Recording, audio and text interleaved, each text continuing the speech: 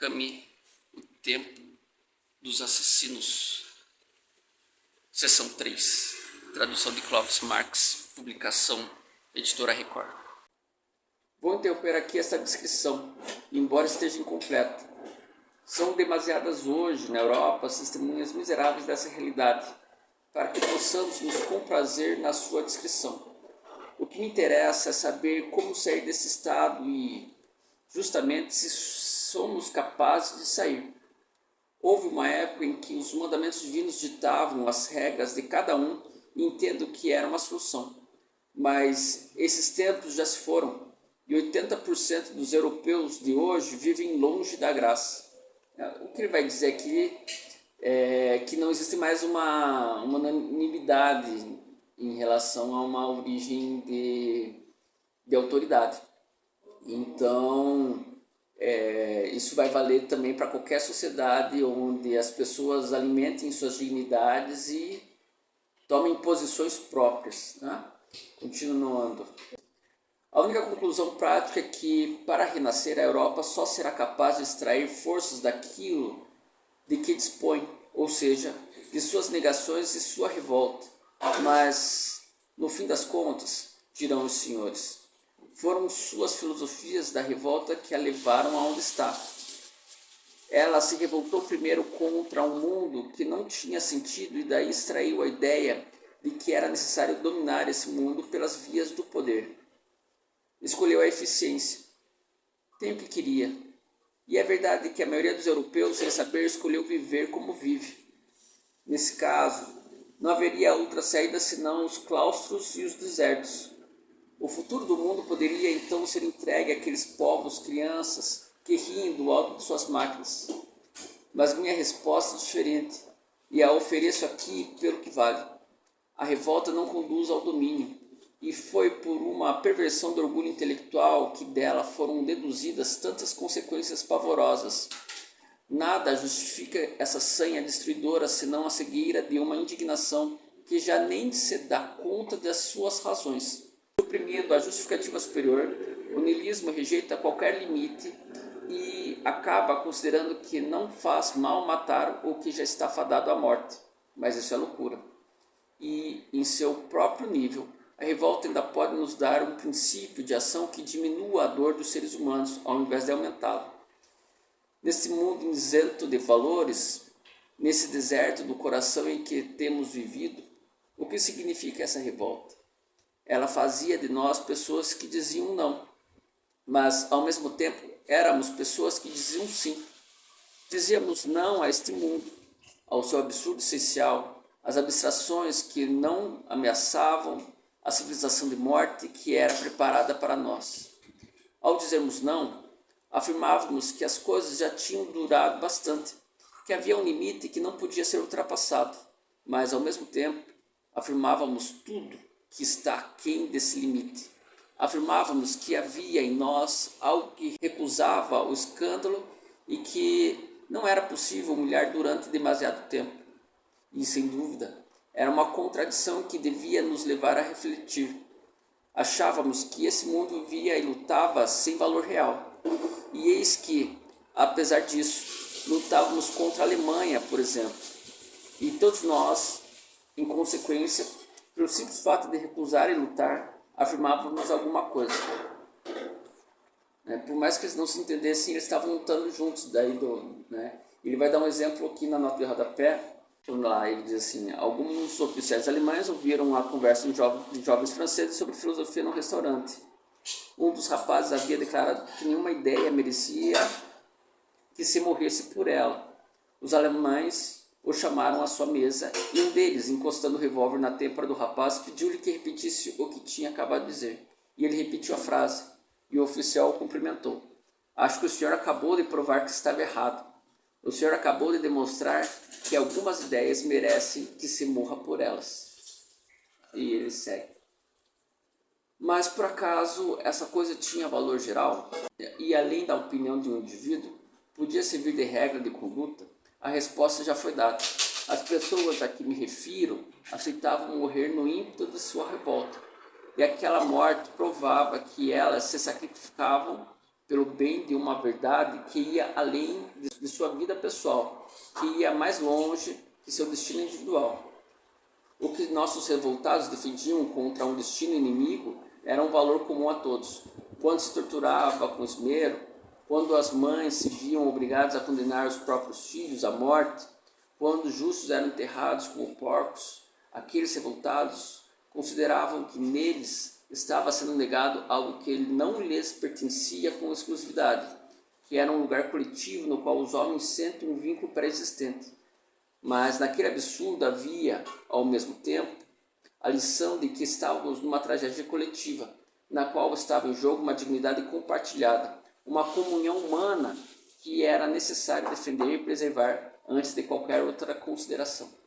Sim, esta é a grande lição daqueles anos terríveis. O insulto a um estudante de Praga afeta um operário do subúrbio parisiense. E o sangue derramado em algum lugar à beira de um rio europeu leva um camponês da Escócia a derramar o seu solo das Ardenas, que ele via pela primeira vez. E até isso era absurdo e louco, impossível de se imaginar, ou quase. A partir daí, sabíamos como agir e aprendíamos que o homem, mesmo na mais absurda miséria moral, é capaz de resgatar valores suficientes para orientar sua conduta. Pois, se essa comunhão entre homens, no reconhecimento mútuo de sua carne e de sua dignidade, era a verdade, então era exatamente aquela comunicação, aquele diálogo que cumpria realizar. E para manter aquela comunicação, era preciso que os homens fossem livres, pois não há nada em comum entre um senhor e um escravo, e não é possível falar de comunicar-se com um homem sujeitado. A servidão é um silêncio, o mais terrível de todos. E para manter aquela comunicação, também tínhamos de fazer a injustiça desaparecer, pois não há diálogo entre o oprimido e o explorador. A inveja também é da esfera do silêncio. E para manter aquela comunicação, precisávamos, por fim, proscrever a mentira e a violência, pois o homem que mente se fecha para os outros, e aquele que tortura e coage impõe o silêncio definitivo. Assim, a partir da negação e pelo simples ímpeto de nossa revolta, era possível resgatar uma moral da liberdade e da sinceridade, uma moral do diálogo. Para curar a Europa, para servir o futuro do mundo, é essa moral do diálogo que precisamos opor provisoriamente à moral do assassinato.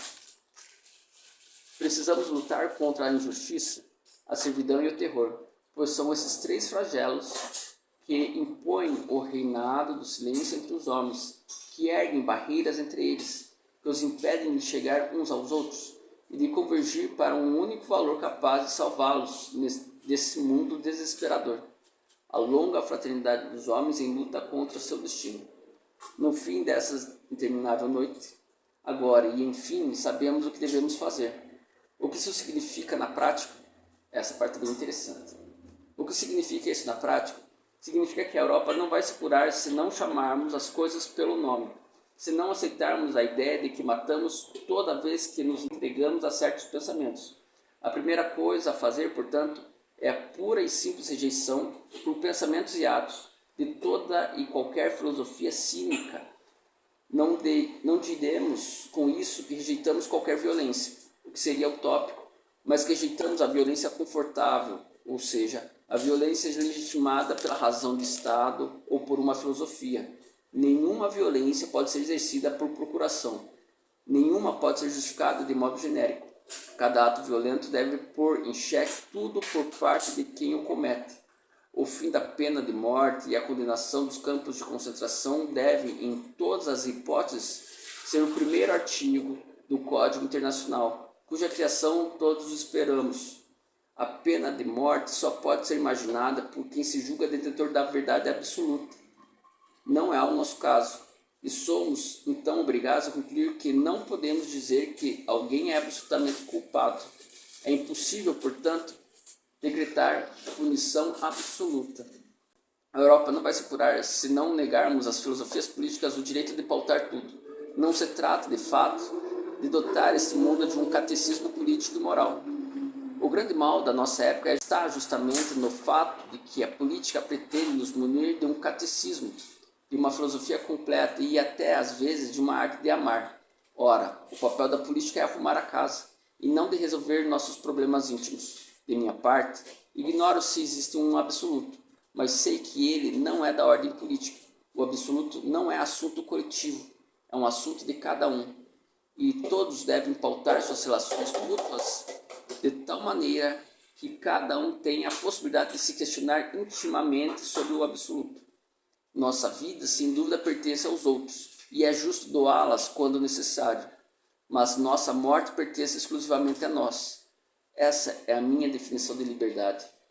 A Europa não vai se curar se não procurar criar, a partir da negação, os valores provisórios que possibilitem conciliar o pensamento negativo com as possibilidades de uma ação positiva. Esse é o trabalho dos filósofos, e apenas o esbocei aqui. Mas ele nos permitiria, ao menos, questionar certos valores falsos com base nos quais vivem nossos contemporâneos, sendo o primeiro deles o heroísmo. É preciso dizer tranquilamente que o heroísmo tem que ser julgado, e julgado por usurpação, pois esse valor é falso, uma vez que nossas filosofias da exaltação com excessiva frequência lhe conferem um lugar que não é seu, quero dizer, o primeiro lugar. Coragem, dizia Schopenhauer, mera virtude de subtenente. Não precisamos ir tão longe, mas digamos pelo menos que não queremos qualquer tipo de herói. Muitos de nós podem dar testemunho de que os SS alemães eram corajosos, o que não prova que tinham razão ao organizar os campos de concentração. O heroísmo é, portanto, uma virtude secundária, que depende de outros valores para ter sentido. Aquele que morre pela injustiça nem por isso está justificado.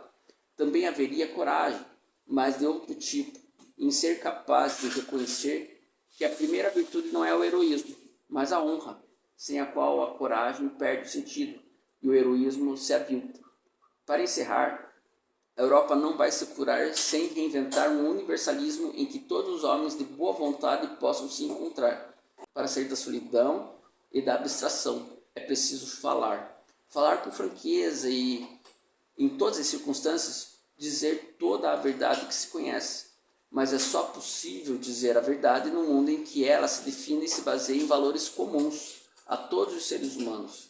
Ninguém no mundo, nem hoje, nem amanhã, pode jamais decidir que sua verdade é suficientemente boa para ser imposta aos outros, pois só a consciência dos homens em comum pode assumir essa missão.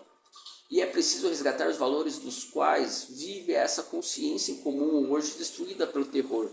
Isso significa que devemos todos criar, fora dos partidos, comunidades de reflexão que abram o diálogo acima das fronteiras e, por meio de sua vida e de seus discursos, afirmem que este mundo deve deixar de ser o mundo dos policiais, dos soldados, do dinheiro, para se tornar o mundo do homem e da mulher, do trabalho fecundo e do lazer reflexivo.